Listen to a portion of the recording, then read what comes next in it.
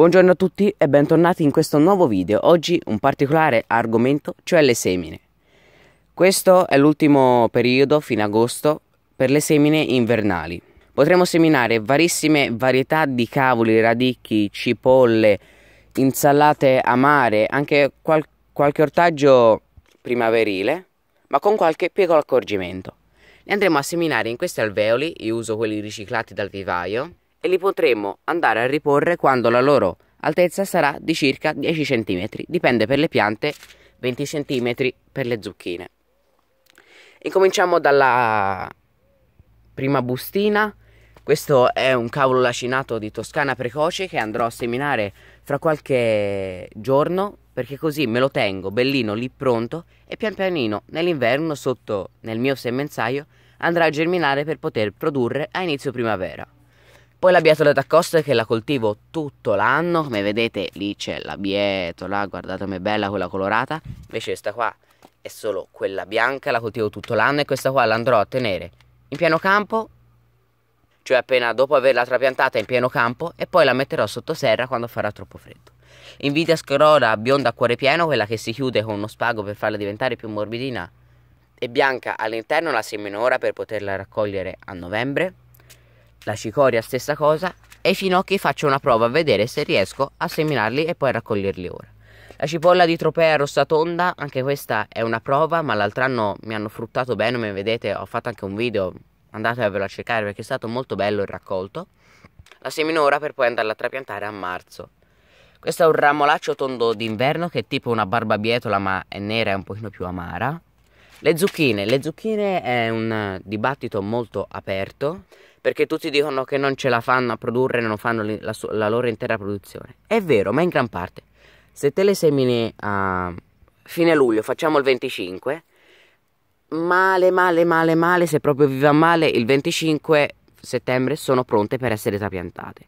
Dal 25 settembre fino al 25 novembre hanno tutto il tempo per produrre e fare i loro frutti. Naturalmente io sono in Toscana, quindi in centro Italia, ma sono in mezzo alle colline, quindi il freddo si fa molto pungente quando batte. Questa è una carota di Nantes, molto precoce, infatti cercherò di seminarla in pieno campo, questa la mettevo di qua per il pieno campo, per poterla poi raccogliere a fine novembre, anche se sono piccoline. Questa è la barbabietola, che ha lo stesso procedimento della semina del ramolaccio. Poi c'è la cicoria, che è la stessa uguale a quest'altra cicoria. Lo spinacio, che anche questo qua vedrò se seminarlo in piano campo o nei vasetti. Quest'anno faccio la prova nei vasetti perché mi sembra difficile da gestire senza i vasetti. L'endivia riccia, naturalmente la conoscete tutti, l'insalata ricciolina amara. Dei ravanelli molto veloci da fare che li semino ora, fra un mese sono già pronti, bellini, buoni, belli amari. E della rucola, della coltivazione della cipolla, della rucola e della zucchina. Ho già fatto dei video a riguardo su questa coltivazione, ve li lascio qua sopra o ve ne andate a cercare nel mio canale fra i video se per caso vi interessano, perché prima di seminare così avete un attimo un'idea di come si coltivano e di cosa vi produrranno, appunto. Per terriccio userò una normalissima torba e un terriccio da prato misto a sabbia, perché è molto fine e mischiato con la torba è una buona combinazione.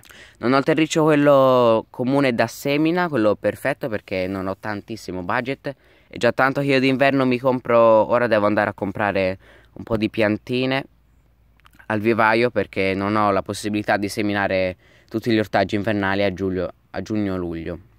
Naturalmente se volete azzardare potete provare, chi abita al sud, potete provare a piantare i fagioli, dei fagioli borlotti anche nani, preferibilmente appunto nani, quelli precoci, per vedere se riusciranno a produrvi a fine novembre. Naturalmente da consumare freschi perché non avranno il tempo di seccare. Io vi consiglio sempre di sperimentare se non vi costa troppo e se non volete sprecare tanto tempo, se avete anche un minimo angolino di un vaso, di un piccolo campo, ci piantate qualcosa, gli date l'acqua e poi vediamo chi le raccoglie. Poi con l'esperienza verrà tutta la soddisfazione. Naturalmente ci sono altissime probabilità che questo autunno sia abbastanza caldo. Io spero che sia un normale autunno, speriamo. Di varietà di tutti questi ortaggi esistono molteplici, ne esistono molteplici, quindi vi consiglio di sperimentarli tutti. Vi ho preso quelli principali per farvi vedere un minimo la direzione in cui va presa per poterli coltivare e seminare in questa stagione. Ragazzuoli, vi faccio vedere un tour veloce dell'orto e poi finiamo con questo video, che già dura da ben 5 minuti. Questa è la proda con il basilico, dove ho potato il basilico con il video. Là ci sono le bietole colorate, guardate come sono belle, stanno esplodendo perché hanno fatto i semi e poi le ho lasciate lì e stanno ricrescendo da zero, bravi. Questi sono i fagioli e pian piano sto raccogliendo, come vedete ce ne sono pochi, sono belli alti e la parte sotto non c'è quasi niente. Qua in mezzo c'è il basilico sotto, guardate bello, lo devo ancora tutto raccogliere con un pomodoro nato qui a caso. Qua c'è la parte più bella, c'è il basilico, questo grandissimo e gigantesco tagete, bellissimo. Poi qua ci sono le melanzane, i pomodori che stanno ben facendo. E il girasole, come vedete, ha fatto i suoi bei fiori. Questa qua è una pianta, è quello lì che fa molti fiori, questo qua è già sfiorito e devo aspettare che si secchi tutta la pianta per poter raccogliere i semi. Poi qua ci sono i peperoncini, questo qua è il peperoncino diavolicchio. Anche questo qua, bellissimi. Questo qua basilico, questo qua pomodoro arancio marchigiano e fa dei pomodori grandi arancioni da insalata, come questo qui. Qua c'è l'amaranto in fiori, poi vi faccio vedere quell'altro qui, guardate, quanto è alto. Cioè è alto praticamente quasi come i pomodori, l'amaranto è una pianta fantastica. Poi il mais l'ho colto in un altro video, che non credo mi ci stia qua sopra per farvelo vedere perché sono troppi video qua. Ho forcavangato, come vedete, senza rivoltare la terra. Infatti la crosta un pochino più secca l'ho lasciata di sopra, perché qua andrò a fare un altro pezzo di orto invernale che poi vi farò vedere. Qua ci sono le zucche in ritardo, anche quest'anno è stata un po' una disgrazia. Guardate però che sorpresa quando sono tornato. Guardate, un mini meloncino, grande quanto il palmo della mia mano, ma nemmeno. Vabbè, vedremo se riuscirà a essere almeno mangiabile, se no vabbè dai, faccio un regalo alla mia più piccola gallina. Qua altro amaranto, un bel cespuglione di tagete, guardate che bello. Era qui piccolo spoiler, qua c'erano il mais, i fagioli e le zucchine. Ho lasciato solo 2 zucchine e 2 amaranti qua. Piccolo spoiler perché sarà il prossimo video sui trapianti dell'orto invernale. Bene, questo video credo sia durato abbastanza, credo sia il video più lungo del canale, degli ultimi video. Spero che vi sia stato utile, soprattutto per le semine, vabbè, il giro dell'orto così mi faceva piacere farvelo vedere.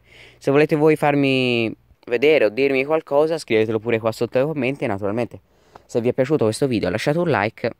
E vi ricordo naturalmente di iscrivervi al canale, perché siamo a 402 iscritti, ma se arriviamo a 500 sarei anche felice. No dai, iscrivetevi se volete. Ciao.